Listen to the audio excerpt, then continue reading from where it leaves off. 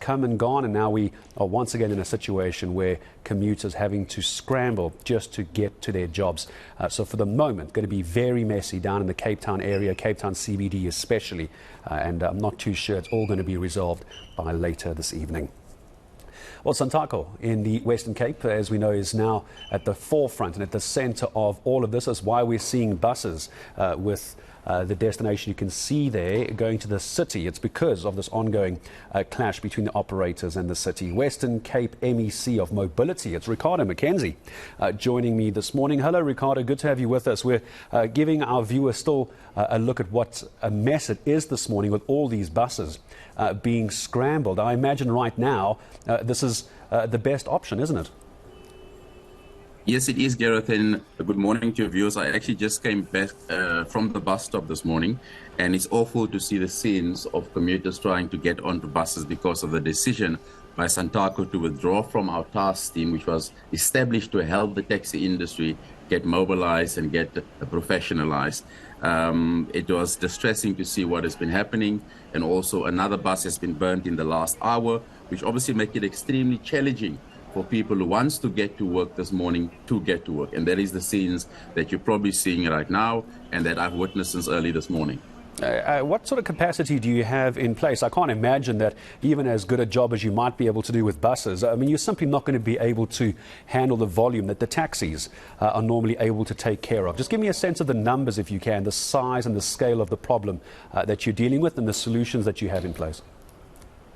Well, what we've done is with our partners, Golden Arrow Bus Services, which is the buses transporting people, they have put additional buses in place since last night and of this morning. My colleagues in the city of Cape Town has also made additional services available. But as you can imagine, we have 16,000 taxis in the Western Cape, and it's extremely difficult, even if at our best planning, on the decision Santaco made yesterday to replace those taxis. So it is difficult. We ask people to be patient. We ask people, the buses, it is going to take much, much longer than normal. I've seen since early this morning, people has been on the road since past 5 this morning in try and getting to work. So I have chatted with Mandla this morning from Santaco, the chairperson. I've asked them to come back to the negotiation table, send them a letter yesterday. They cancelled the meeting last week Friday. They didn't come to the meeting last week Monday. So we're really doing everything our part as Western Cape government to get them back to the table. We can't solve problems if Santaco don't come back to the negotiation table.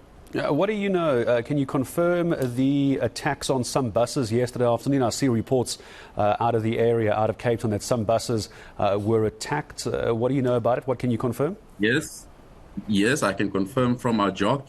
Yesterday, buses were attacked. Golden Arrow buses, City of Cape Town, Western Cape Government ambulance vehicle, a traffic vehicle. As I said this morning, in the last hour, another bus has been attacked.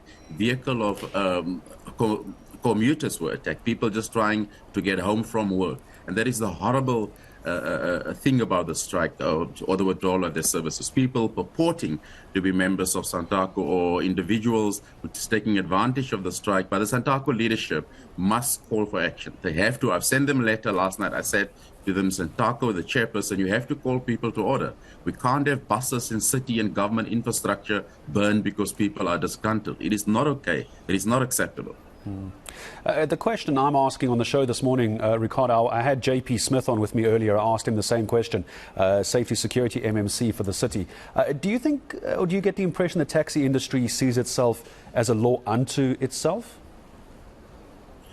I think the taxi industry, there are good men and women in the taxi industry. There are businesses. These taxis are businesses and entrepreneurs.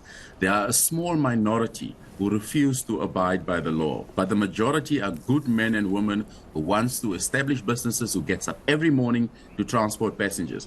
But the small minority who don't want to legalize their taxis are the minority that unfortunately is a loud voice and is causing chaos in the industry. But the majority of taxi owners are good business, hardworking men, entrepreneurs. Every taxi is a small business. Every taxi is an entrepreneur trying to make things work. But the minority are the one causing problems in the minibus taxi industry. Let me leave our conversation here, Ricardo, with this question as well. I imagine we're going to see the same scenes this afternoon and going into the weekend, because most people with the 9-to-5 jobs have personal and private vehicles, they're not using public transport, doesn't mean the weekend is not going to be messy. So what's the plan this afternoon for rush hour back home and this weekend as I say goodbye?